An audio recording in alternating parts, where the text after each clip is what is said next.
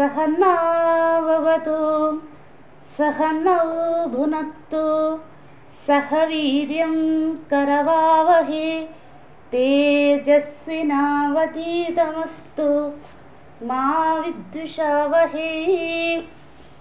ओम शांति शांति शांतिः। ओम नमो ब्रह्मादिभ्यो ब्रह्म विद्या संवृताय कर्तृभ्यो वंश ऋषिभ्यो महद्भ्यो नमो गुरुभ्यः। सर्वोपप्लवरहितः प्रज्ञानघनः प्रत्यगर्थो ब्रह्मैवाहमस्मि। हरिः ओम्।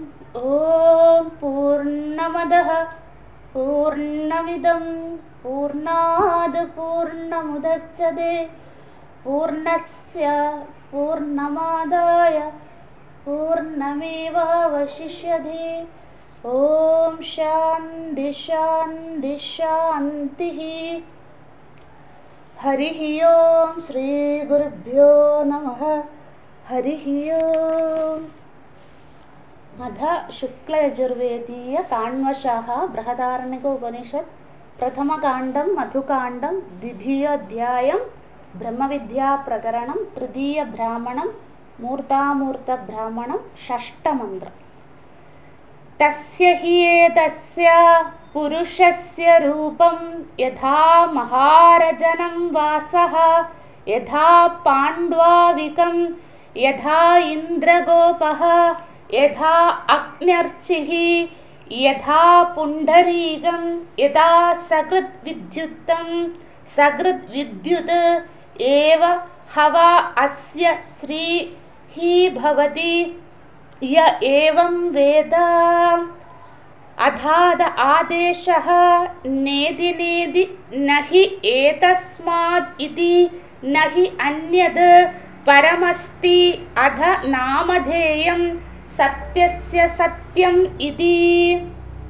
प्राणा वै सत्यं तेषाम् एष सत्यम्। യാജ്ഞവൽക്യ മഹർഷിയെ നമസ്കരിച്ചുകൊണ്ട് നമുക്ക് തുടരാം. തൃതീയ ബ്രാഹ്മണം മൂർത്താമൂർത്ത ബ്രാഹ്മണം ഉപാസനാ പ്രകരണമായി യാജ്ഞവൽക്യ മഹർഷി പറഞ്ഞു തന്നു. സത്യസ്യ സത്യം എന്ന പ്രമാണവാക്യം ഉൾക്കൊള്ളുവാൻ സാധിക്കാത്തവർക്ക് അധികാര പ്രാപ്തിക്കായും ചിത്തശുദ്ധി പ്രാപ്തിക്കായും ദ്വിതീയ ബ്രാഹ്മണം ശിശുബ്രാഹ്മണം തൃതീയ ബ്രാഹ്മണം മൂർത്താമൂർത്ത ബ്രാഹ്മണം. അതിൽ നമ്മൾ മൂർത്തമെന്നും അമൂർത്തമെന്നും ഈശ്വരൻ്റെ സൃഷ്ടിയെ രണ്ടായി തിരിച്ചുകൊണ്ട് മൂർത്ത രൂപങ്ങളെയൊക്കെ കാണുമ്പോൾ ഇത് ഭഗവാന്റെ മൂർത്ത രൂപമാണ് അല്ലെങ്കിൽ സ്ഥൂല രൂപമാണ്. അമൂർത്ത രൂപങ്ങളെയൊക്കെ കാണുമ്പോൾ ഇത് ഭഗവാന്റെ സൂക്ഷ്മ രൂപമാണ്, ഭഗവാൻ ഇതിൽ വ്യാപിച്ചിരിക്കുന്നു എന്ന് ആര് ചിന്തിക്കുന്നുവോ അവർ മൂർത്താമൂർത്ത ബ്രാഹ്മണ ഉപാസകരായി എന്ന് കണ്ട് നമ്മൾ 5 വരെയുള്ള മന്ത്രങ്ങൾ കണ്ടു. എല്ലാവരും അത് ഓക്കെ ആണെന്ന് വിചാരിച്ചുകൊണ്ട് നമുക്ക് അടുത്തതിലേക്ക് പോകാം. 6ാമത്തെ മന്ത്രം മൂർത്താമൂർത്ത ബ്രാഹ്മണം അവസാനിക്കുകയാണ്. നമുക്ക് അധ്യാരോപ പ്രകരണം അവസാനിക്കുന്നത് വരെ കാണാം. അതിനുശേഷം അപവാദം കാണാം. തസ്യ ഹി ഏതസ്യ പുരുഷസ്യ രൂപം യഥാ മഹാരജനം വാസഃ. എല്ലാവരും എൻ്റെ കൂടെ പറയണേ. യഥാ പാണ്ഡ്വാവികം യഥാ ഇന്ദ്രഗോപഃ യഥാ അഗ്ന്യർച്ചിഃ യഥാ പുണ്ഡരീകം യഥാ സകൃദ്വിദ്യുതം സകൃദ്വിദ്യുത് ഏവ ഹവാ അസ്യ ശ്രീഃ ഭവതി യ ഏവം വേദ. ഇവിടെ വരെയാണ് യാജ്ഞവൽക്യ മഹർഷി അധ്യാരോപ പ്രകരണം പറഞ്ഞു തന്നത്. നമുക്ക് നോക്കാം. ഉദാഹരണങ്ങളാണ്.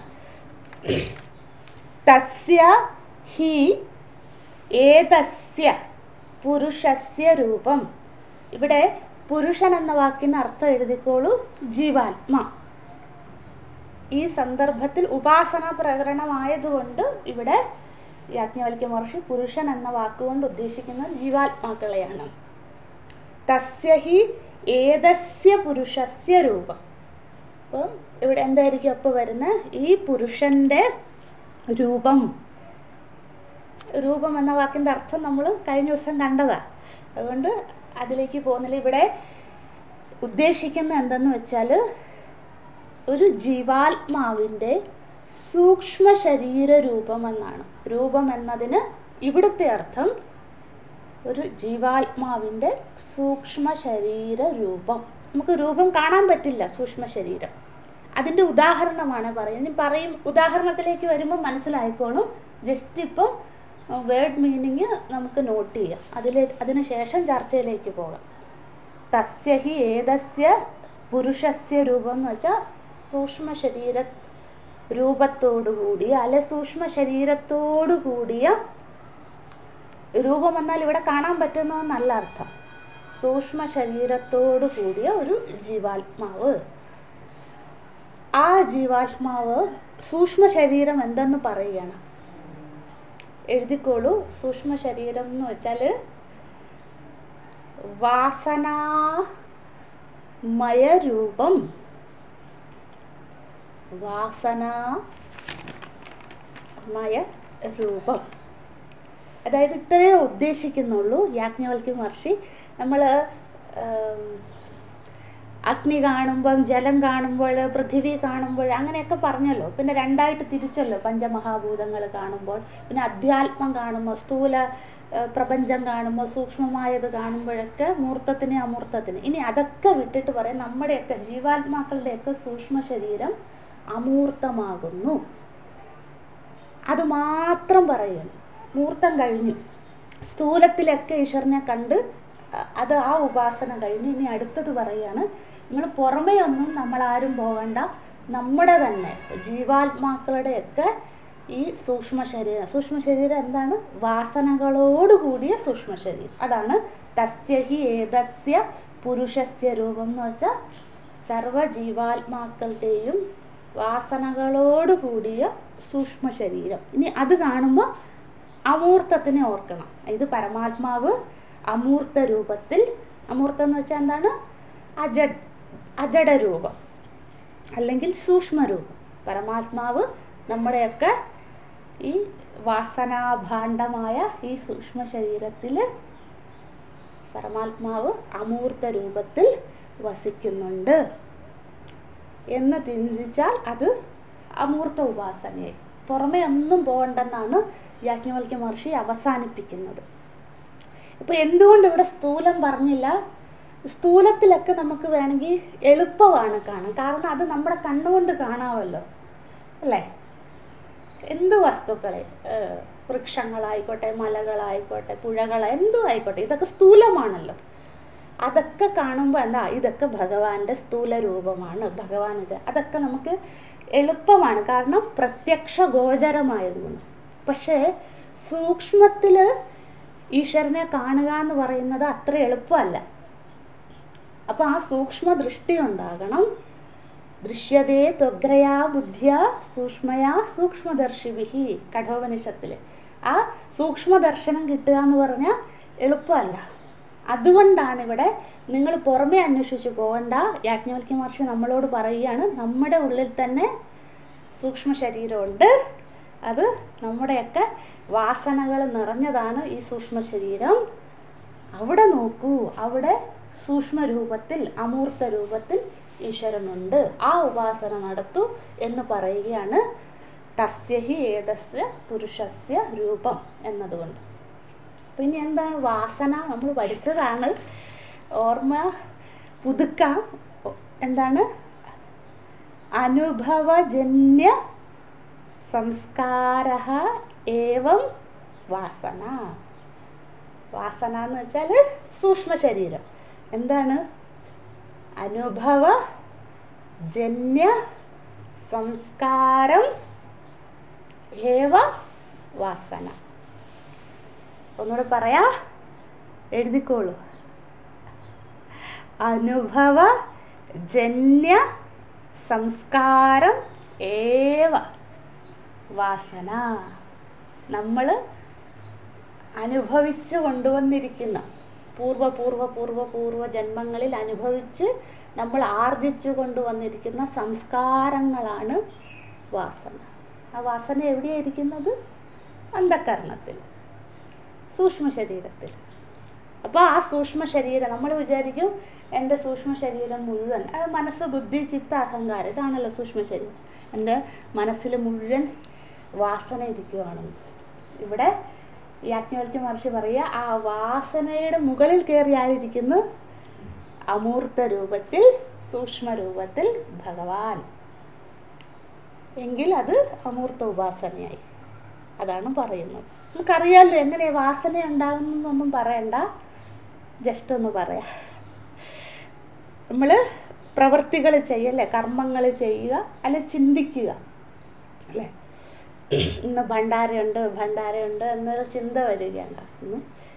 ഇന്ന് അപ്പോൾ എന്താണോ, എനിക്കൊന്ന് 11 മണിയായി കിട്ടിയാൽ മതി, അയ്യോ 11 മണിയായ ക്ലാസ് കഴിയുമോ ഒന്ന്, ആ ചിന്ത എങ്ങനെ വരികയാണ്. അപ്പോൾ ആ ചിന്ത എന്തായി മാറും? സംസ്കാരം ഉണ്ടാക്കും. അല്ലെ പ്രവൃത്തി, അല്ലേ? എന്ത് പ്രവൃത്തി? കർമ്മം ചെയ്യുക. അതെന്താണ്? സംസ്കാരം ഉണ്ടാക്കി മാറ്റും. ആ സംസ്കാരം പിന്നെ വാസനയായി മാറും. ഇപ്പം എന്താണ്? അയ്യോ ഭക്ഷണം കിട്ടിയാൽ മതി എന്നുള്ള ആ ആ നിരന്തര ചിന്തനം അത് തന്നെ വരും. അല്ലേ? വേറെ എന്തും ആയിക്കോട്ടെ, ഭഗവത് ചിന്തനം, കാമം, ക്രോധം, മോഹം ഇത്യാദി ഏത് വികാരത്തിലുള്ള ചിന്തനവും ഉണ്ടാകും. പിന്നെ അത് സംസ്കാരമായി നമ്മുടെ മനസ്സിലത് പതിയും, ഇംപ്രഷൻ ഉണ്ടാക്കും, അല്ലേ? അത് പിന്നെ വാസനയായി മാറും. വാസന എന്താണ്? പ്രവൃത്തിയിലേക്ക് വീണ്ടും നയിക്കും. പ്രവൃത്തി വീണ്ടും കർമ്മമുണ്ടാക്കും, അല്ലേ? കർമ്മം വീണ്ടും സംസ്കാരത്തെ ഉണ്ടാക്കും. ഇങ്ങനെ ആ ഒരു സൈക്കിളാണല്ലോ വാസന എന്ന് പറയുന്നത്. അതാണ് നമ്മൾ പൂർവജന്മങ്ങളിൽ ആർജിച്ചു കൊണ്ടുവന്നിരിക്കുന്നതാണ് എന്ന് പറയുന്നത്. ചിലവർക്ക് നല്ല പഠനത്തിലായിരിക്കും വാസന, ചിലവർക്ക് വിത്തത്തിലായിരിക്കും വാസന, അല്ലേ? ചിലവർക്ക് സത്വഗുണത്തിലായിരിക്കും വാസന.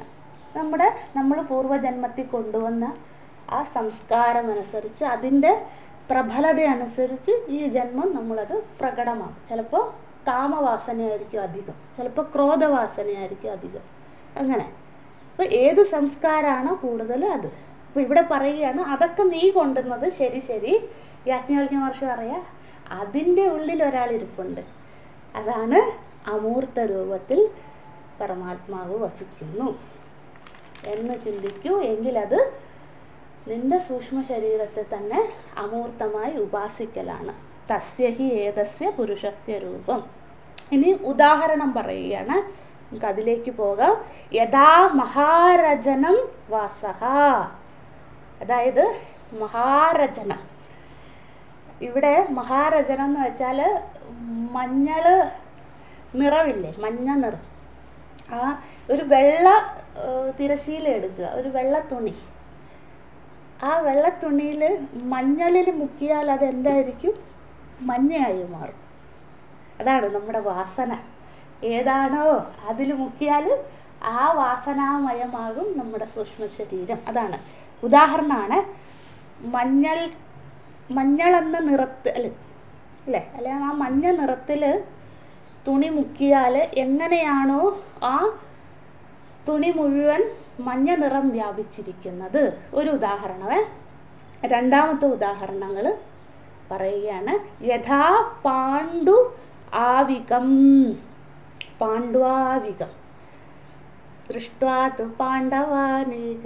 അതല്ല ഇവിടെ. പാണ്ഡു അധികം ആവികം എന്ന് വെച്ചാൽ എന്താണ്?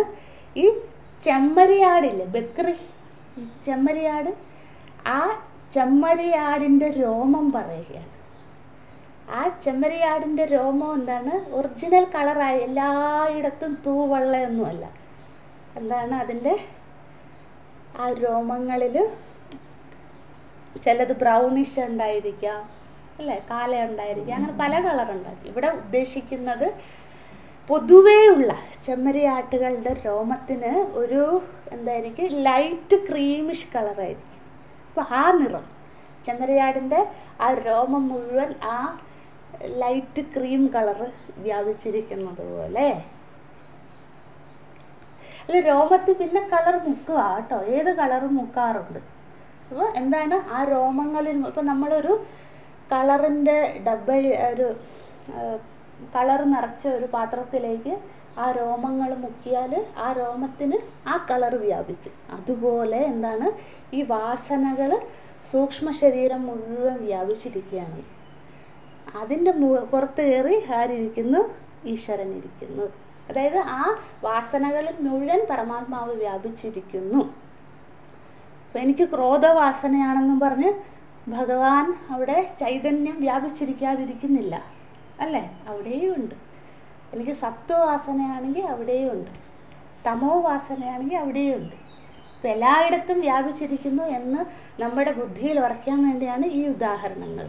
ഇനി മൂന്നാമത്തെ ഉദാഹരണം, യഥാ ഇന്ദ്രഗോപഃ അല്ലേ? ഇന്ദ്രഗോപം എന്ന് വെച്ചാൽ ഈ ചെറിയ ചെറിയ കീടങ്ങൾ, ചെറിയ പ്രാണികൾ, അതിൽ ഈ വളരെ ലൈറ്റായിട്ട് ചുവപ്പ് നിറം കലർന്ന പ്രാണികൾ, ആ ഉദാഹരണമാണ് പറയുന്നത് അല്ലേ? നമുക്ക് ഏത് ഉദാഹരണം എടുക്കാം. ഇപ്പോൾ ഒരു കീടത്തിൻ്റെ ചുവപ്പ് നിറം അതിൽ വ്യാപിച്ചിരിക്കുന്നു ചിന്തിക്കാൻ പറയുകയാണ്. ഇത്രയും സൂക്ഷ്മമായ ജീവികളെ പോലും യാജ്ഞവൽക്യ മഹർഷി പറയുകയാണ് ഇവിടെ അതിൽ വ്യാപിച്ചിരിക്കുന്നത്. അപ്പം അതുപോലെ നമുക്ക് കണ്ണിന് കാണാൻ പറ്റാത്ത നിറത്തിലായിരിക്കും. ഇപ്പം നമ്മുടെ കണ്ണിൽ തന്നെ നോക്കിക്കോളൂ. നമ്മൾ രുദ്രൻ്റെ ഉദാഹരണം പഠിച്ചില്ലേ?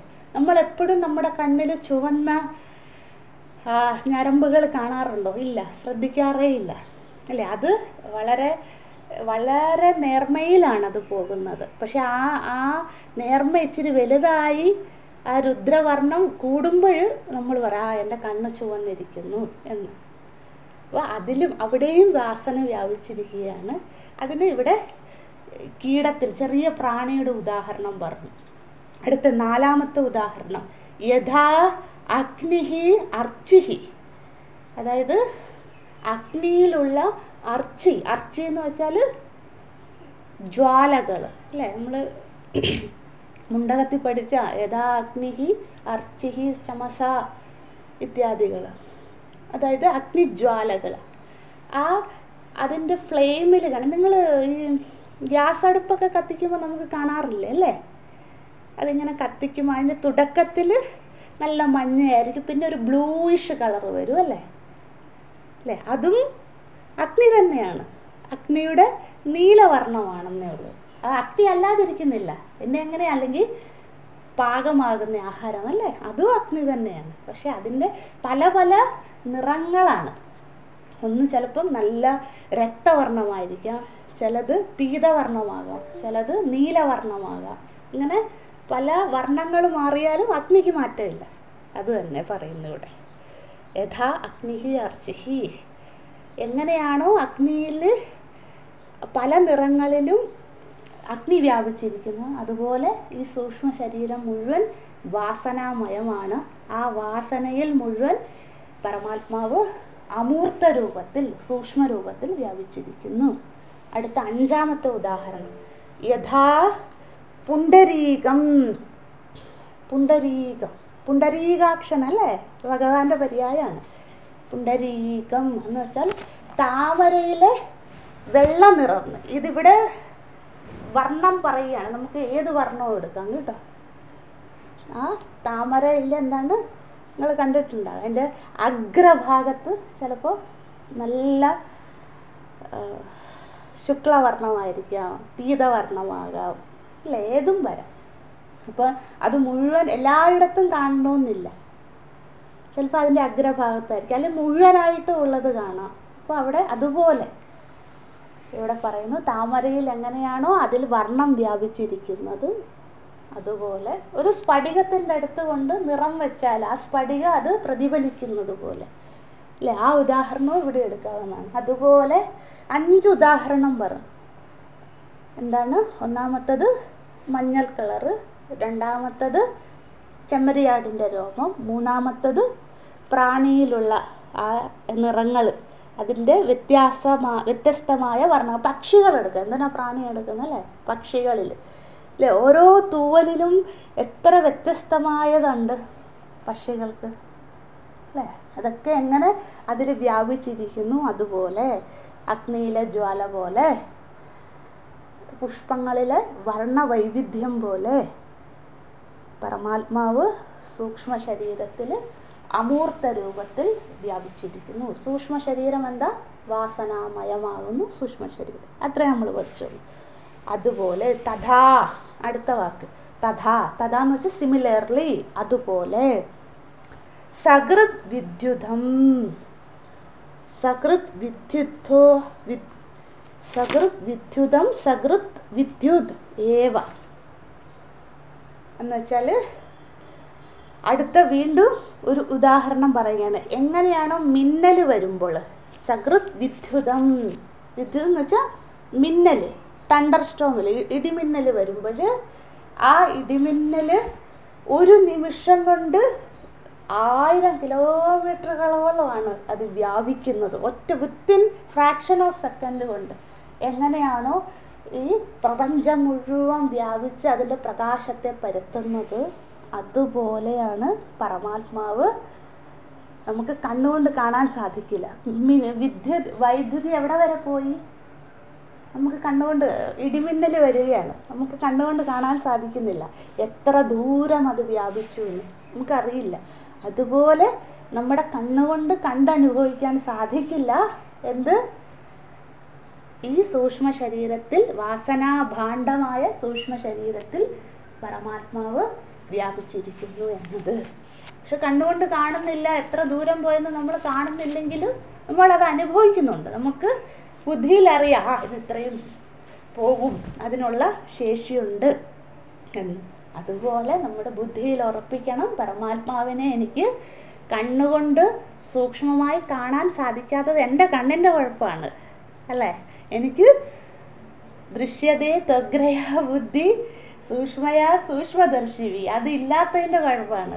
ത്വഗ്രബുദ്ധി ഇല്ല അല്ലേ, സൂക്ഷ്മദർശനം ഇല്ല, ഇതൊന്നും ഇല്ലാത്തത് എൻ്റെ ഡെഫിഷ്യൻസിയാണ്. അതുകൊണ്ട് വ്യാപിച്ചിരിക്കുന്നു ഇല്ല എന്ന് എനിക്ക് പറയാൻ സാധിക്കില്ല. പരമാത്മാവ് വ്യാപിച്ചിരിക്കുന്നു, എല്ലാറ്റിലും വ്യാപിച്ചിരിക്കുന്നത് പോലെ തന്നെ എൻ്റെ സൂക്ഷ്മ ശരീരത്തിലും വ്യാപിച്ചിരിക്കുന്നു. ഇന്നലെ നമ്മൾ കണ്ടു സ്ഥൂല ശരീരം ഓരോ അവയവങ്ങളിലും വ്യാപിച്ചിരിക്കുന്നു. ഇവിടെ സൂക്ഷ്മ ശരീര അമൂർത്തത്തിലും വ്യാപിച്ചിരിക്കുന്നു എന്ന് പറഞ്ഞ് അവസാനിപ്പിക്കുക. ആരാണോ ഈ വിധം ഉപാസിക്കുന്നത് അവർക്ക് എന്ത് ഫലമാണ് കിട്ടുന്നത് എന്ന് പറയുകയാണ്. അസ്യ സാധകഃ, ഏതൊരു സാധകനാണോ ഉപാസകനാണോ ഈ വിധം ഉപാസിക്കുന്ന അവർക്ക് എന്താണ്? ശ്രീഹി ഭവതി, അവർക്ക് സർവ ശ്രീ. ശ്രീ എന്ന് വെച്ചാൽ ധനം എന്നുള്ള അർത്ഥമല്ല കേട്ടോ. നമ്മൾ പുരാണങ്ങളിൽ പറയുന്ന ശ്രീദേവി എന്നുള്ള അർത്ഥമല്ല. ശ്രീ എന്ന വാക്കിന് ഇവിടെ 4 അർത്ഥമുണ്ട്, അല്ല 5 അർത്ഥമുണ്ട്. ഒന്നാമത്തത് ഐശ്വര്യം. നമ്മൾ ഭഗവാന്റെ ലക്ഷണമൊക്കെ പഠിക്കുന്നവർക്കറിയാം. ഐശ്വര്യസ്യ സമഗ്രസ്യ അല്ലേ, ഷണ്ണാം ശ്രീ ഉദീരത എന്നുള്ള ശ്ലോകമൊക്കെ അറിയാം. ശ്രീ എന്നുള്ള വാക്കിന് ഇവിടെ യാജ്ഞവൽക്യ മഹർഷി ഉദ്ദേശിക്കുന്ന അർത്ഥം സർവ ഐശ്വര്യങ്ങളും അവർ വന്നു ചേരുമെന്ന്. ആർക്ക്? ആരാണോ മൂർത്താമൂർത്ത ഉപാസന ചെയ്യുന്നത് അവർക്ക്. അപ്പം ഈ ഫലശ്രുതിയില്ലേ, നമ്മൾ വിചാരിക്കരുത് സൂക്ഷ്മ ഇപ്പം പറഞ്ഞ 6ാമത്തെ മന്ത്രത്തിന് മാത്രമാണ്. അല്ല, 1 മുതൽ 6 വരെയുള്ള മന്ത്രങ്ങളുടെ പകുതി വരെ അല്ലേ, അധ്യാരോപം മുഴുവൻ. ആരാണോ അതിദൈവ ഉപാസന, അധ്യാത്മ ഉപാസന, ഇവിടെ സൂക്ഷ്മ ശരീര ഉപാസന, ആര് ഈ വിധ ഉപാസന ചെയ്യുന്നു അവർക്കൊക്കെ സർവ ഐശ്വര്യങ്ങളും വന്നു ചേരും. ഇനി ഐശ്വര്യങ്ങൾ എന്തെന്നാണ്? ഒന്നാമത്തത് വേണ്ടവരെഴുതിക്കോളൂ. ഒന്നാമത് ആരോഗ്യ ഐശ്വര്യം, ആരോഗ്യം എന്ന ഐശ്വര്യം അല്ലേ, അതാണ് നമുക്കൊക്കെ വേണ്ടത്. ഒരു പ്രായമായ പിന്നെ എന്താണ്, ശരീരം കാണിച്ചു തുടങ്ങും അല്ലെ, പല്ലുകൾ കൊഴിയാൻ തുടങ്ങും, കണ്ണിൻ്റെ കാഴ്ച കുറയും അല്ലേ, ചെവിടെ കേൾക്കുന്നത് കുറയും, ഇതൊക്കെ ഡീക്കേ ആകുകയാണല്ലേ, അപക്ഷീയത. അപ്പം നമുക്ക് എന്താ വേണ്ടത്? ആരോഗ്യമാണ് വേണ്ടത്. അത് വരും, നമുക്ക് വന്നു ചേരും. അതാണ് ആരോഗ്യം എന്ന ഐശ്വര്യം. രണ്ടാമത് അറിവെന്നുള്ള ഐശ്വര്യം, ജ്ഞാനൈശ്വര്യം. ആരോഗ്യ ഐശ്വര്യം, രണ്ടാമത്തത് ജ്ഞാനൈശ്വര്യം, അറിവെന്നുള്ള ഐശ്വര്യം. അല്ലെ, അറിവ് വന്ന് നമ്മുടെ കോലായിൽ വന്ന് നിൽക്കും. നിങ്ങളെ നമ്മൾ വിളിച്ച് കയറ്റിയാൽ മതി, ഞാൻ വന്നോട്ടെ എന്ന് പറഞ്ഞ്. അതായത് നമ്മളെ തേടി വരുമെന്ന് ഗുരു പരമ്പര. അതിൽ കൂടുതൽ എന്ത് ഐശ്വര്യം അല്ലേ വേണ്ട? ഇതിനുള്ള ഇഷ്ടം എത്ര ശ്രവിച്ചാലും അല്ലേ നമുക്ക് ഒരു സന്തോഷമേ ഉള്ളൂ. ആ ഭാവം, ആ ഐശ്വര്യം. അപ്പോൾ ഒന്ന് ആരോഗ്യ ഐശ്വര്യം, രണ്ട് ജ്ഞാന ഐശ്വര്യം, മൂന്ന് ധന ഐശ്വര്യം. ധന ഐശ്വര്യം അതായത് നമുക്ക് ആവശ്യത്തിനുള്ളത്, അനാവശ്യത്തിനുള്ളതല്ല കേട്ടോ, ആവശ്യത്തിന് വേണ്ടത്. കാരണം എൻ്റെ അല്ല എന്താണ്, നമ്മുടെ കർമ്മം മുഴുവൻ ധനമുണ്ടാക്കാനായിട്ട് പോകും അല്ലേ. എനിക്ക് പഠിക്കേണ്ട സമയത്ത് ധനചിന്തയാണെങ്കിലും എൻ്റെ ആരോഗ്യവും മനസ്സും സമയവും എല്ലാം ഞാൻ ധനസമ്പാദ്യത്തിനായിട്ട് മാറ്റിവെക്കും അല്ലേ. അങ്ങനെയല്ലേ ലോകത്ത് നടക്കുന്നത്? ആരോഗ്യമുള്ള കാലത്ത്, സമ്പത്ത് കാലത്ത് അല്ലേ, എത്രയോ തൈകൾ വെക്കുന്നവരെ കാണാറില്ലേ നമ്മൾ? അതാണ്. അപ്പം അതൊന്നുമില്ല, നമുക്ക് ആവശ്യമുള്ളത് ഭഗവാൻ നമുക്ക് കൊണ്ടുതരും പല കൈകളിലൂടെ. അപ്പം നമുക്ക് നമ്മുടെ സമയവും മനസ്സും ആരോഗ്യവും ഒക്കെ എന്താണ്, ഉപാസനയ്ക്ക് വേണ്ടി, ശ്രവണ മനനാദി സാധനകൾക്ക് വേണ്ടി മാറ്റിവെക്കാൻ സാധിക്കും. അതാണ് മൂന്നാമത്തെ ഐശ്വര്യം, ധന ഐശ്വര്യം. ഇനി നാലാമത്തത് പുത്രപൗത്രാദി ഐശ്വര്യം. അപ്പം അതിൻ്റെ ദുഃഖവും ഉണ്ടാവില്ല അല്ലേ. ഇനി ഉള്ള എൻ്റെ തലമുറകൾ തുടരെ വേണം എന്നുള്ള ആ ദുഃഖവും അവരെ ബാധിക്കില്ല. അതാണ് നാലാമത്തെ ഐശ്വര്യം. ഇപ്പം എന്തൊക്കെയാണ്?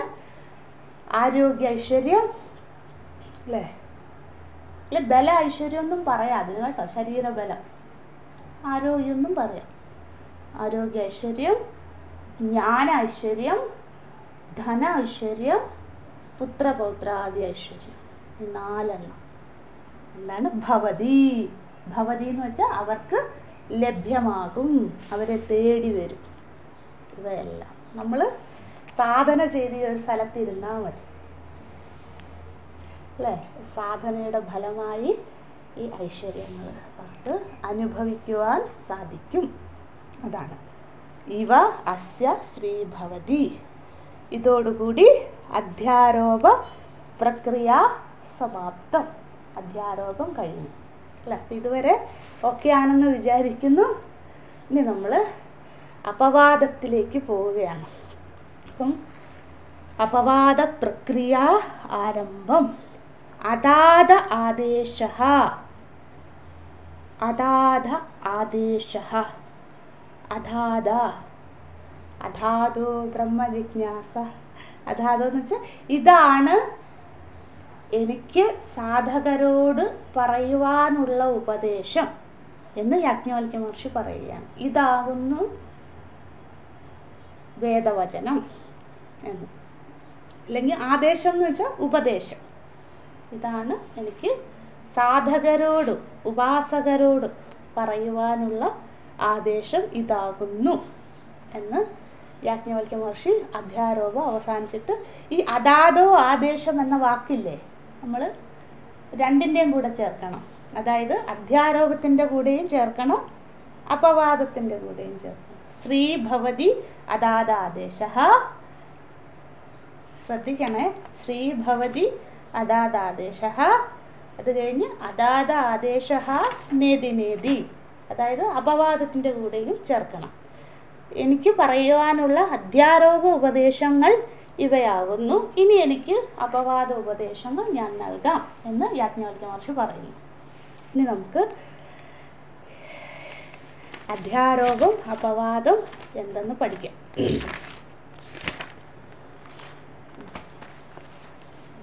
അധ്യാരോപം ഒരു ശ്ലോകമുണ്ട്, നിങ്ങൾ എഴുതിയിട്ടുണ്ടോ എന്ന് എനിക്കറിയില്ല. നമുക്ക് പഠിക്കാം. എഴുതിയവർ പുസ്തകം ദയവായി നോക്കുക. അല്ലേ? നമ്മൾ കുറേ ദിവസമായി പറയുന്നത് എന്താണ് അധ്യാരോപം. ഇൻട്രൊഡക്ഷനിലേ പറഞ്ഞിരുന്നു, നമ്മളൊരു ഭാഗമൊക്കെ എഴുതിയിരുന്നു. അപ്പം അധ്യാരോപം അപവാദം. ആ ശ്ലോകം എങ്ങനെയാണ്? അധ്യാരോപ അപവാദ ന്യായേന നിഷ്പ്രപഞ്ചം പ്രതിപാദ്യതേ. ഇത് ശാസ്ത്രവിധിയാണ് കേട്ടോ, ശ്രുതിവാക്യമാണ്. അതിന് ശാസ്ത്രവിധി എന്ന് പറയും. ഒരു സാധകന് ശ്രുതി നിർദ്ദേശിക്കുന്ന വിധി എന്ന് വെച്ചാൽ പഠിക്കേണ്ട രീതി. ഒരു സാധകന് ശ്രുതി നിർദ്ദേശിക്കുന്ന ശാസ്ത്ര പഠന പദ്ധതി.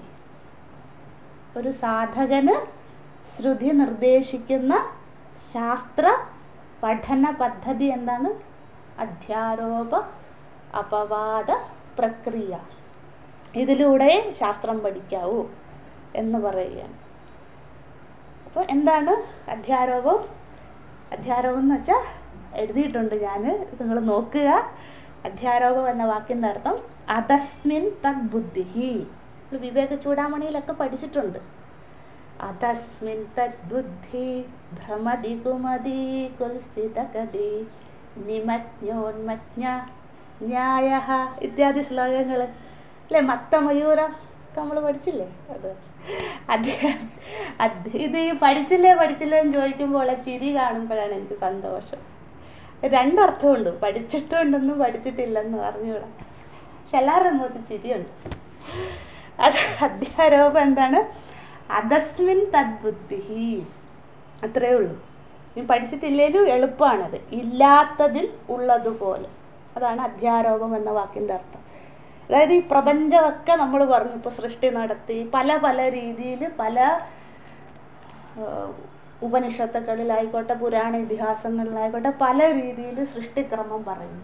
എന്നിട്ട് അവസാനം ശ്രുതി പറയുകയാണ് ഇതൊന്നുമില്ല. ഇനി നേതി നമ്മൾ പഠിക്കാൻ പോവാ, ഇതല്ല ഇതൊന്നും ഇല്ലാത്തതാണ് അല്ലേ? ഇതിനെയൊക്കെ നെഗേറ്റ് ചെയ്യുകയാണ്. അപ്പോൾ ആ സാധകർക്ക് ആദ്യമേ തത്വമസി ഉപദേശിക്കുക, അല്ലെ അയമാത്മാ ബ്രഹ്മ ഇത്യാദി മഹാവാക്യങ്ങൾ ഉപദേശിച്ചാലൊന്നും ഈ പ്രപഞ്ചത്തെ നമുക്ക് പൂർണ്ണമായും നിഷേധിക്കാൻ സാധിക്കില്ല. കാരണം പഠനാനന്തരം അല്ലെ പഠിക്കുന്ന വേളയിലായിക്കോട്ടെ നമ്മൾ ഈ പ്രപഞ്ചത്തിൻ്റെ ഭാഗമാണ്, വ്യവഹാരത്തിലാണ്. ആ വ്യവഹാരിയായിരിക്കുന്ന സാധകർക്ക് പ്രപഞ്ചത്തിനെ നിഷേധിക്കാൻ സാധിക്കില്ല. അല്ലെങ്കിൽ അവർക്ക് അന്നപാനങ്ങളൊന്നുമില്ലാണ്ട് കഠിന തപസ് ചെയ്യുകയാണെങ്കിൽ കുഴപ്പമില്ല അല്ലേ? അവർക്കൊന്നും വേണ്ട, ശരീരബോധം ഇല്ലെങ്കിൽ പ്രശ്നമില്ല. പക്ഷെ നമുക്കൊക്കെ പൂർണ്ണ ശരീരബോധമുള്ളവരാണ് നമ്മളെല്ലാവരും. നമ്മളോട് ഇതൊന്നും ഇല്ലെന്ന് പറഞ്ഞാൽ പറ്റൂല. നമുക്ക് അന്നം വേണം അല്ലേ? റോട്ടി കപ്പട മഖാൻ ഇതൊക്കെ വേണം. നമ്മളോട് ശ്രുതി പറയാണ് സാരമില്ല, നിങ്ങൾ വിഷമിക്കേണ്ട, ഇതൊക്കെ ഉണ്ട്. ഇതൊക്കെ എല്ലാം ഉണ്ട്. അതിലൊക്കെ ഈശ്വരനെ കാണാൻ പറഞ്ഞു തന്നു. സ്ഥൂലമായിട്ട് സൂക്ഷ്മമായ എല്ലാറ്റിലും ഈശ്വരനെ കാണാൻ പറഞ്ഞു തന്നു. അപ്പോൾ ആദ്യം ആ സാധകന് അധ്യാരോപമേ പറ്റുകയുള്ളൂ. കാരണം പ്രപഞ്ചത്തെ നിഷേധിക്കാറായിട്ടില്ല, അവർക്ക് വേണ്ടിയാണ് അധ്യാരോപം. അപ്പോൾ എന്താണ് ഗുരുനാഥൻ എന്ത് ചെയ്യും? ഇല്ല, ഗുരുവിനറിയാം, യാജ്ഞവൽക്യ മഹർഷിക്ക് അറിയാം ഇതൊന്നും ഇല്ലാത്തതാണെന്ന് അല്ലേ? ഇനി മൈത്രേയി വരുമ്പോൾ കാണാം സർവസ്വത്തും. ത്രേതായുഗത്തിൽ ഏറ്റവും സമ്പന്നനായ മഹർഷിയായിരുന്നു യാജ്ഞവൽക്യ മഹർഷി. അതായത് അദ്ദേഹമല്ല, അദ്ദേഹത്തിൻ്റെ ഗുരുകുലം ഏറ്റവും സമ്പന്നവും ഏറ്റവും അധികം വിദ്യാർത്ഥികൾ പാസ് ഔട്ടായ ഗുരുകുലമാണത്. അത് മുഴുവൻ കാർത്യായനിക്കും മൈത്രേയിക്കും എഴുതി കൊടുക്കുകയാണ് ചെയ്യുന്നത്. നേതി ഇതൊന്നും എനിക്ക് വേണ്ട, നിങ്ങൾ എടുത്തോളം പറയുകയാണ്. അദ്ദേഹത്തിന് എങ്ങനെ സാധിച്ചു? അദ്ദേഹത്തിന് അത് നിഷേധിക്കാൻ സാധിച്ചു. അപ്പോൾ നമ്മൾക്കത് സാധിക്കില്ല അല്ലേ? ഇതൊന്നും ഇല്ലെന്ന് പറയാൻ സാധിക്കില്ല. അപ്പോൾ നമ്മൾക്ക് എന്താണ്? ഗുരുവിനറിയാം ഇതൊന്നും ഇല്ലെന്ന്. ഇപ്പം ഗുരുനാഥൻ എന്ത് ചെയ്യുന്നു? അധസ്മിൻ തദ്ബുദ്ധി, ഇല്ലാത്തതിൽ ഉള്ളതിനെ ആരോപിച്ചു. എന്തതിനെ? എല്ലാറ്റിലും ഈശ്വരനെ ആരോപിച്ചു. എന്ത് കണ്ടാലും അതിൽ മൂർത്താമൂർത്ത രൂപമാണ് ഈശ്വരൻ്റെ എന്ന് ആരോപിച്ചു തന്നു. രജ്ജുവിൽ സർപ്പം കാണുന്നത് അല്ലേ? കയറിൽ പാമ്പിനെ കാണുന്നത്. ഉദാഹരണം. ശരിക്കും അവിടെ പാമ്പില്ല, എൻ്റെ അജ്ഞാനം കൊണ്ട് ഞാനതിനെ പാമ്പായിട്ട് കാണുന്നു എന്നുള്ള ഉദാഹരണം നമുക്കറിയാവുന്നതാണ്. അതാണ് അധ്യാരോപ പ്രക്രിയ. അല്ലേ? പ്രക്രിയ എന്താണ്? പ്രക്രിയ എന്ന വാക്കിൻ്റെ അർത്ഥം മെത്തേഡ് ഓഫ് ടീച്ചിങ്. ഇതാണ് പാഠ്യപദ്ധതി. ബ്രഹ്മവിദ്യ പാഠ്യപദ്ധതി ഇങ്ങനെയാണ്. ഗുരു ഏതൊരു സമ്പ്രദായത്തിലുള്ള പരമ്പരയിലുള്ള ഗുരുനാഥന്മാരെങ്ങനെയാണ് പഠിപ്പിച്ചു തരുന്നത്? എല്ലാറ്റിലും ആദ്യം ഈശ്വരനെ കാണാൻ പറയും. നീ കണ്ടോ എല്ലാറ്റിലും? ഞാൻ കാണാൻ ശ്രമിക്കുന്നുണ്ട് ഗുരുനാഥ. കണ്ടോളൂ കണ്ടോളൂ എന്ന് പറഞ്ഞ് നമ്മുടെ അധികാരം വളർത്തി വളർത്തി വളർത്തി വളർത്തി വളർത്തി നമ്മൾ ശരീരബോധം ഉപേക്ഷിക്കുന്ന ഒരു സമയം വരും. വൈരാഗ്യമൊക്കെ ഇങ്ങനെ പരിപാകമായി, അല്ലേ? മാങ്ങ എങ്ങനെയാണോ മാവിൽ നിന്നും തനിയെ അടർന്നു വീഴുന്നത്, അതുപോലെ വൈരാഗ്യം പരിപാകമായി തനിയേ നമ്മുടെ വാസനകളൊക്കെ കൊഴിഞ്ഞു കൊഴിഞ്ഞു കൊഴിഞ്ഞു, എങ്ങനെയാണോ പക്ഷിയുടെ തൂവൽ ഇങ്ങനെ കൊഴിഞ്ഞു കൊഴിഞ്ഞു, അല്ലേ? പാമ്പിൻ്റെ തോലിങ്ങനെ കൊഴിഞ്ഞു കൊഴിഞ്ഞു പോകുന്നത്, അതുപോലെ നമ്മൾ ഇഹജന്മനി അല്ലെങ്കിൽ ജന്മ ഇനി വരാനിരിക്കുന്ന അറിഞ്ഞൂടാ ഏത് ജന്മത്താണെന്ന്, അങ്ങനെ വാസനകളൊക്കെ കൊഴിഞ്ഞു കൊഴിഞ്ഞു കൊഴിഞ്ഞു കൊഴിഞ്ഞ് ശരീരബോധം ഇല്ലാണ്ടായി വരുമ്പോൾ നമ്മൾ എന്ത് ചെയ്യും? ഈ പ്രപഞ്ചത്തെയൊക്കെ നിഷേധിക്കും, അല്ലേ? അതാണ് മഹാത്മാക്കളൊക്കെ ചെയ്തത്, അല്ലേ? അവർ 10-16 വയസ്സിൽ അതൊക്കെ നേടിയെടുത്ത് പിന്നെ ഒരു പശ്യസംസാര നാടകമായിരുന്നു. പ്രപഞ്ചം മുഴുവൻ ഒരു നാടകമായി കണ്ട് അവർ അഭിനയിക്കുകയാണ് ചെയ്തത്. അതെന്താണ്? അപവാദമാണ്. അതായത് അപവാദം എന്താണ്? ആരോപിത നിഷേധ. എന്തിനെയൊക്കെ ആരോപിച്ചിട്ടുണ്ടോ അതിനെയൊക്കെ നിഷേധിച്ച്. ഇതൊന്നും ശാശ്വതമല്ല. ഇവിടെ നിഷേധ എന്ന് വെച്ചാൽ ഇതൊന്നും ശാശ്വതമല്ല, ഇതൊന്നും എപ്പോഴും ഉള്ളതല്ല.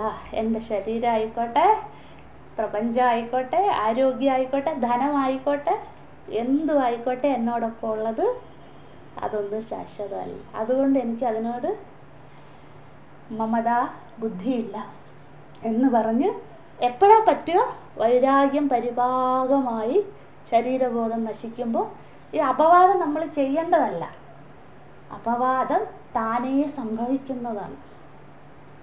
അപ്പം ഞാൻ ഇതിനെയൊക്കെ നിഷേധിക്കും.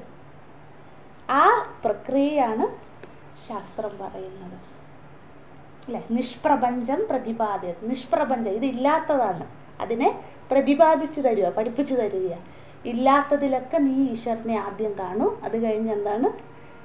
ഇതൊക്കെ ഈശ്വരൻ തൻ്റെ നാടകം അവസാനിപ്പിക്കുമ്പോൾ മഹാപ്രളയത്തിൽ ഇതിനെയൊക്കെ മൂപ്പര് തന്നെ മടക്കിക്കൊണ്ടു പോകും. ഇതെൻ്റെ സ്വന്തമല്ല എന്ന് ആ ബോധം വരുമ്പോൾ തനിയെ ഞാൻ ഇതിനെയൊക്കെ നിഷേധിക്കും. ആ നിഷേധിക്കുന്ന വാക്കിനെയാണ് ശാസ്ത്രം വിളിക്കുന്നത് നേതി. ഇതൊന്നും ശാശ്വതമല്ല. നേതി ഇതല്ല എന്നല്ല അർത്ഥം. ന ശാശ്വത എന്നാണ്. ഇതൊന്നും ശാശ്വതമല്ല. നമുക്ക് തന്നെ അറിയാം. നമ്മൾ വിചാരിച്ച് ബാല്യം ശാശ്വതമാണെന്ന് എവിടെ? കൗമാരം ശാശ്വതമാണെന്ന് എവിടെ? യൗവനം ശാശ്വതമാണെന്ന് എവിടെ? ഒന്നും ശാശ്വതമല്ല, അല്ലേ? നമ്മൾ തന്നെ നിഷേധിക്കാറില്ലേ? എൻ്റെ യൗവനമൊക്കെ കഴിഞ്ഞു, അല്ലേ?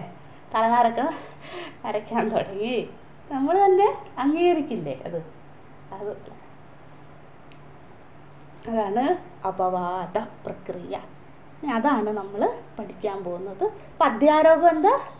നമ്മൾ എല്ലാറ്റിലും മൂർത്തമായി അമൂർത്തമായി കണ്ടു. അത് കഴിഞ്ഞ് പാകമാവുമ്പോൾ അപവാദം തനിയെ സംഭവിക്കും. പക്ഷേ തനിയെ സംഭവിക്കണമെങ്കിൽ അറിവ് വേണ്ടേ? ആ അറിവാണ് യാജ്ഞവൽക്യ മഹർഷി ഇവിടെ നേതി എന്ന്. നീ വൈരാഗ്യം പാകമാവുമ്പോൾ നീ തന്നെ ഇതൊന്നും ശാശ്വതമല്ല എന്ന് പറഞ്ഞ് നിഷേധിച്ചോളും എന്ന് പറയുകയാണ്.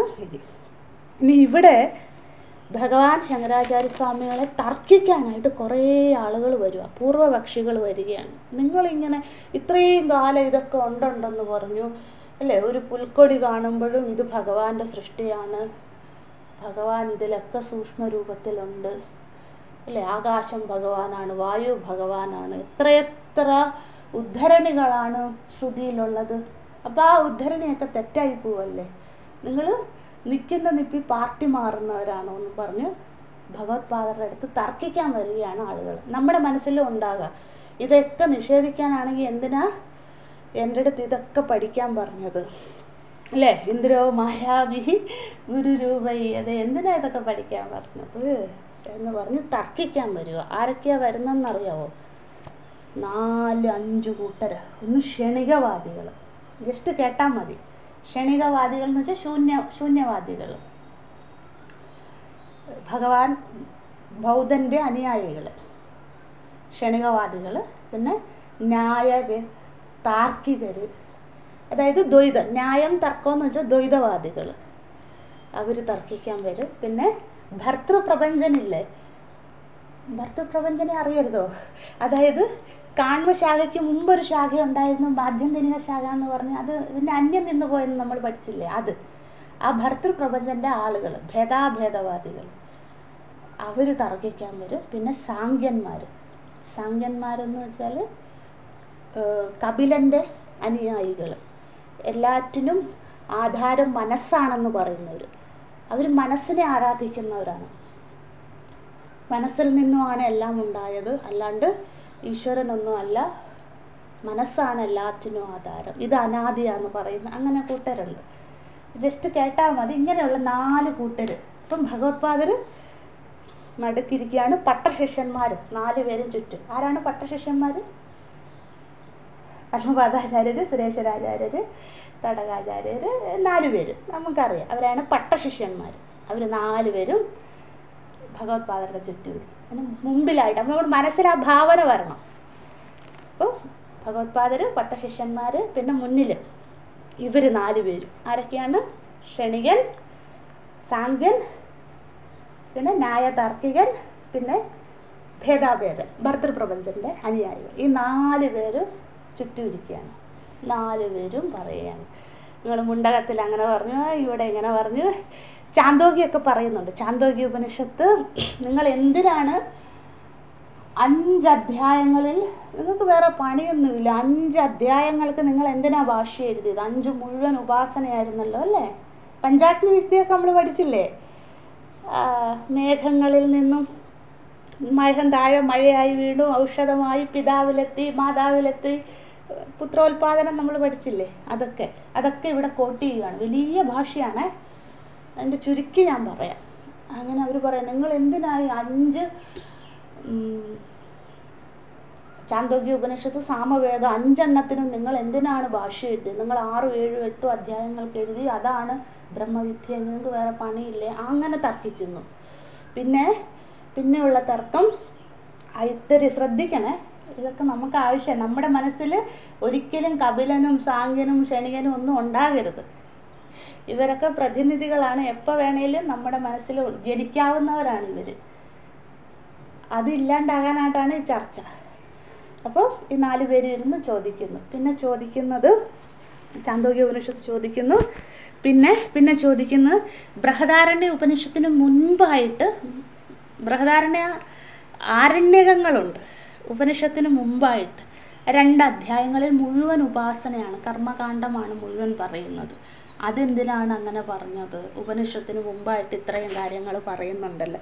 പിന്നെ കോട്ട് ചെയ്യുന്നത് ഏതൊക്കെയാണെന്നറിയോ? പ്രശ്നം, മുണ്ടകം, തൈത്തരീയം, ഐത്തരീയം, ചാന്തോഗ്യം, 5 ഉപനിഷത്ത് കോട്ട് ചെയ്യുകയാണ്. അപ്പം അത്രയും കോട്ട് ചെയ്തിട്ട് അവിടെ ഇങ്ങനെ പറഞ്ഞു, ഇവിടെ ഇങ്ങനെ പറഞ്ഞിട്ട് നിങ്ങൾ ഇതിനൊക്കെ ഭാഷ്യം എഴുതിയല്ലോ എന്ന് ഭഗവത്പാദരോട് തർക്കിക്കുകയാണ്. എന്നിട്ട് ഐത്തരീയ ഉപനിഷത്തിൽ ഋഗ്വേദത്തിലുള്ള ഓമ അപ്യായന്തു മമാങ്കാനി, അത് അല്ല, വാങ്മയ മനസ്സിൽ പ്രതിഷ്ഠിത അല്ലേ, അത്. അപ്പം അങ്ങനെ ഐത്തരീയ ഉപനിഷത്തിന് ഋഗ്വേദ സംഹിതയിൽ ഐത്തരീയ ഉപനിഷത്ത് തുടങ്ങുന്നതിന് മുമ്പ്, ശ്രദ്ധിക്കണേ, ഐത്തരീയ ഉപനിഷത്ത് തുടങ്ങുന്നതിന് മുമ്പ് 2 അധ്യായങ്ങൾക്ക് ഭഗവാൻ ശങ്കരാചാര്യ സ്വാമികൾ ഭാഷ്യം എഴുതിയിട്ടുണ്ട്. അത് മുഴുവൻ കർമ്മകാണ്ഡമാണ്, ഉപാസനയാണ്. സോമയാഗം, അതിരാത്രം ഇത്യാദി വലിയ പ്രസിദ്ധമായ ഉപാസനകൾ, സ്വർഗയാഗം, സ്വർഗത്തിൽ പോകാൻ എന്തൊക്കെയാണ് ചെയ്യേണ്ടതെന്നുള്ള അതുകൾ, പിന്നെ സൃഷ്ടിയെക്കുറിച്ച് ഇത്ര 2 അധ്യായം മുഴുവൻ ആചാര്യസ്വാമികൾ അതിന് ഭാഷ്യം എഴുതി. നിങ്ങൾക്ക് വേറെ പണിയൊന്നുമില്ല, ഇതൊക്കെ എന്തിനാ ചെയ്തത്? നിങ്ങളുടെ ഗർവം കാണിക്കാനല്ല. ഞാൻ അദ്വൈതം മാത്രമല്ല എനിക്കറിയാവുന്നത്, എനിക്ക് പൂർവമീമാംസയും പിടിയുണ്ട്, എനിക്കെല്ലാം അറിയാം എന്ന് ലോകത്തിനെ കാണിക്കാൻ വേണ്ടിയല്ല ഇതൊക്കെ ചെയ്തത്. ആ ആളായ നിങ്ങൾ തന്നെ, അല്ല നിങ്ങളുടെ അനുയായികൾ തന്നെ, അതാണ് പുറകെ പട്ടശിഷ്യന്മാരെ ഇരുത്തിയത്. എന്നിട്ട് അവർ തന്നെ നിങ്ങൾ ഇങ്ങനെ ചെയ്യുന്നത് ശരിയാണ്, നിങ്ങൾ ഇതിനെയൊക്കെ ഇല്ലാണ്ടാക്കുന്നത് ശരിയാണ്, അതുകൊണ്ട് നിങ്ങൾക്ക് നിലപാടില്ലാത്തവരാണെന്ന് നമ്മൾ പറയാറില്ലേ, പുതിയ വാക്ക് സ്ട്രാറ്റർജി അല്ലേ, അതില്ലാത്തവർ, നിങ്ങൾക്കൊരു നിലപാടും ഇല്ലാത്തവരാണ്. നിങ്ങൾ കുറച്ച് നേരം നിങ്ങൾ സൃഷ്ടിവാദികളാകും, ദ്വൈതവാദികളാകും. സൃഷ്ടി ഉണ്ടെന്ന് പറയും, കുറച്ച് സമയം പറയും, അത് കഴിഞ്ഞിട്ട് പറയും ഇല്ല ഇല്ല ഈ സൃഷ്ടിയൊന്നുമില്ല, ഇതൊക്കെ മായയാണ് എന്ന് നിങ്ങൾ പറയും എന്ന് പറഞ്ഞ് ഈ 4 പേരും മുന്നിലിരുന്ന് തർക്കിക്കുകയാണ്. ആ തർക്കയ്ക്ക് അവരുടെ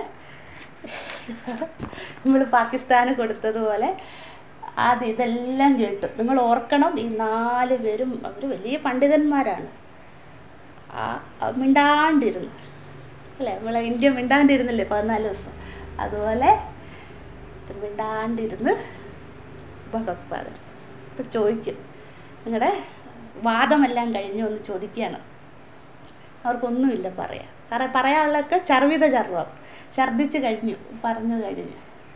അപ്പോൾ ഭഗവത്പാദർ ശരി പറയാനുള്ളതൊക്കെ പറഞ്ഞു കഴിഞ്ഞു, ഞാൻ ഇനി അങ്ങോട്ട് പറയാമെന്ന് പറഞ്ഞ് ഭഗവത്പാദർ പറയാൻ തുടങ്ങുകയാണ്. എനിക്ക് അറിഞ്ഞൂടെ എഴുതാൻ പറ്റുമോ, ജസ്റ്റ് ഒന്ന് എഴുതി വെക്കും, നമുക്ക് തിങ്കളാഴ്ച പഠിക്കാം, എഴുതിക്കോളും. നഹി സൃഷ്ട്യാദി പ്രപഞ്ചം, നഹി സൃഷ്ട്യാദി പ്രപഞ്ചം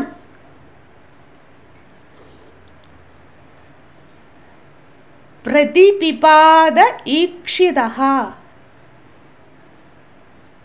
പ്രതിപിപാദ ഈക്ഷിതഃ, നഹി സൃഷ്ട്യാദി പ്രപഞ്ചം പ്രതിപിപാദ ഈക്ഷിതഃ, കോമ നഹി തത് സംബന്ധഃ, നഹി തത് സംബന്ധഃ കച്ചിത്, സംബന്ധഃ കച്ചിത്, കച്ചിത് പുരുഷാർത്ഥോ, പുരുഷാർത്ഥോ, പുരുഷാർത്ഥോ ദൃശ്യതേ, ദൃശ്യതേ ശ്രൂയതേ വ. ഞാനിത് എഴുതിയിടാം കേട്ടോ, ഇത് കഴിഞ്ഞിട്ട് സമയം പോലെ. അപ്പം അന്ന് എഴുതിയത് ശരിയാണോ എന്നും കൂടെ ക്രോസ് ചെക്ക് ചെയ്യണം. ഫുൾ സ്റ്റോപ്പ്, ശ്രൂയതേ വ, പൂർണ്ണവിരാമം. ഒന്നുകൂടെ പറയാം.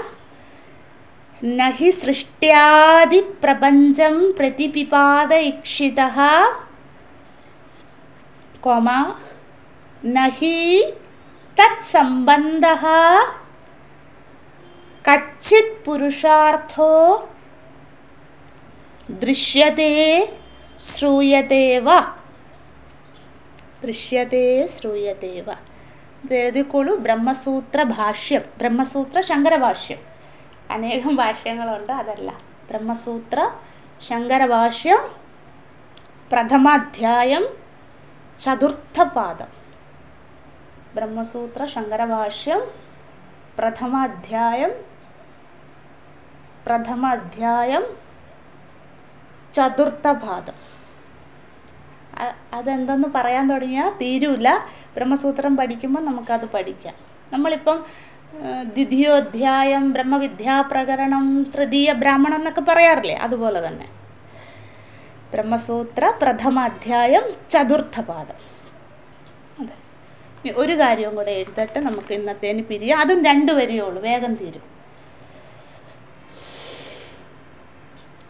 വിവസ്വേ, അടുത്തതിൽ എഴുതിക്കോളൂ. വിവസ്വേ നിക്ഷിപ്യ. ഇതിപ്പോൾ ഞാൻ എഴുതിയിട്ടാൽ നിങ്ങളത് ജസ്റ്റ് നോക്കി എഴുതുമല്ലേ, അതിലും നല്ലത് അവനോൻ തന്നെ ആദ്യം കേട്ടെഴുതുക. എന്നിട്ട് എന്തെങ്കിലും തെറ്റുണ്ടെങ്കിൽ വീണ്ടും നോക്കാമല്ലോ, പരിശോധിക്കാമല്ലോ, അതാ നല്ലത്. അതിനു വേണ്ടിയാണ് പറയണത് കേട്ടോ. എല്ലാവരും എഴുതണം. വിവസ്വേ നിക്ഷിപ്യ നിക്ഷിപ്യ